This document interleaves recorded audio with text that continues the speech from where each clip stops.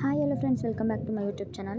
ಎಲ್ಲರೂ ಹೇಗಿದ್ದೀರಾ? ಎಲ್ಲರೂ ಚೆನ್ನಾಗಿದ್ದೀರಾ ಅಂತ ಅಂದ್ಕೊಂಡಿದ್ದೀನಿ. ನಾನಿವತ್ತು ಒಂದು ಹೋಮ್ ಮೇಡ್ ಅಂದರೆ ಕಲರಿಂಗು, ಏರ್ ಗ್ರೋತ್ಗೆ, ಏರ್ಗೆ, ಡ್ಯಾಂಡ್ರಫ್ಗೆ ಎಲ್ಲನೂ ಒಂದು ಸೊಲ್ಯೂಷನ್ ಹೇಳ್ತಾ ಇದ್ದೀನಿ. ನಾನಿಲ್ಲಿ ಮೆಹಂದಿ ಸೊಪ್ಪನ್ನ ತೊಗೊಂಡಿದ್ದೀನಿ, ಗೋರಂಟಿ ಪೌಡ್ರು ಅಂತಾರಲ್ಲ ಅದು. ಹಾಗೆಯೇ ದಾಸವಾಳದ ಎಲೆ, ಆದರೆ ದಾಸವಾಳದ ಎಷ್ಟು ನಾವು ಎಲೆ ತೊಗೊತೀವೋ ಅಷ್ಟು ಒಳ್ಳೆಯದು.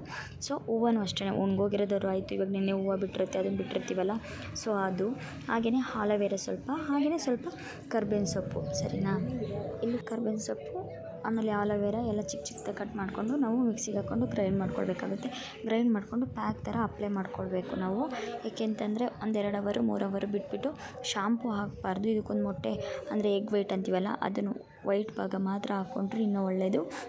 ನಾನು ಬರೀ ಇಷ್ಟು ಮಾತ್ರ ಇದು ಮಾಡ್ಕೊಳ್ತಾ ಇದ್ದೀನಿ ಅಷ್ಟೇ. ಏನು 1 ಟೈಮ್ಗೆ ಯೂಸ್ ಅಷ್ಟೇ, ಇದನ್ನು ಜಾಸ್ತಿ ದಿನ ಇಡೋದಕ್ಕೂ ಆಗೋಲ್ಲ. 1 ಟೈಮ್ಗೆ ಹಚ್ಕೊಂಬಿಟ್ಟು ಜಾಸ್ತಿ 1-2 ಅವರ್ 3 ಅವರ್ ಬಿಟ್ಬಿಟ್ಟು ಆಮೇಲೆ ಶಾಂಪು ಏನು ಹಾಕ್ಕೊಳ್ದಿದ್ದಂಗೆ ಸ್ನಾನ ಮಾಡಬೇಕು. ಅಂದರೆ ತಲೆಗೇನು ಶಾಂಪು ಯೂಸ್ ಮಾಡಬಾರ್ದು.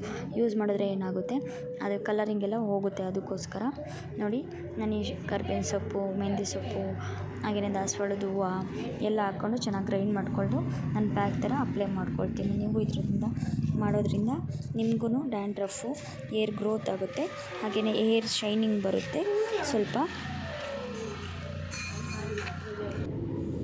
ನೋಡಿ, ದಾಸವಾಳದ ಹೂವು ಎಲ್ಲ ಹಾಕ್ಕೊಂಡು ಚೆನ್ನಾಗಿ ಗ್ರೈಂಡ್ ಮಾಡ್ಕೊಳ್ತೀನಿ ನಾನು. ನೋಡಿ, ಎಷ್ಟು ಬೇಕು ಅಷ್ಟೇ ತೊಗೊಳ್ಳಿ, ಕ್ವಾಂಟಿಟಿ ಸ್ವಲ್ಪ ಜಾಸ್ತಿ ತೊಗೊಳ್ಬೇಡಿ. ಮೆಹಂದಿ ಸೊಪ್ಪು ಅಂದರೆ ಗೋರಂಟಿ ಸೊಪ್ಪು ಮಾತ್ರ ಸ್ವಲ್ಪ ಕ್ವಾಂಟಿಟಿ ಜಾಸ್ತಿ ಇರಲಿ.